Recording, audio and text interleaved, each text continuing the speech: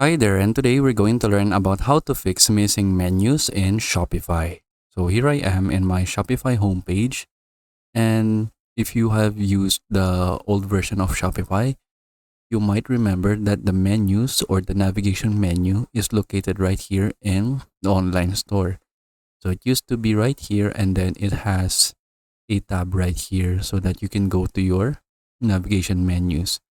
But now on the updated version of Shopify, the menus is now located in content.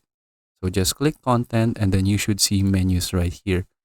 And it is still the same menus or the navigation menu. You can still do the same function. So for example, you can edit your main menu right here, your footer menu, your customer account main menu, and then you can create more menus right here. So it is still the same, but the location is different. So this happened on the recent update of Shopify. So I don't really know the reason why Shopify has changed the location of the menus. So it used to be on the online store. Now it's in right here in content. So there isn't really any description in the Shopify changelog. It's just that they changed the location of the menu right here in content.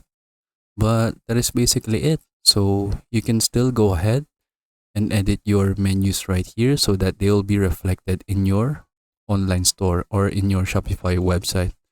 And then that's it.